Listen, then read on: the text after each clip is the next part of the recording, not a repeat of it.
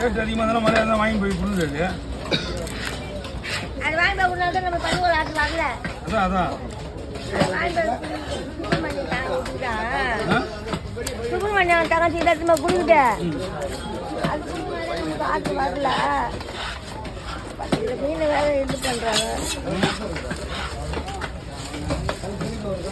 சைஸாங்க 1400 ரூபாய்க்கு இந்த சைஸா இன்னைக்கா யாருக்கு 1400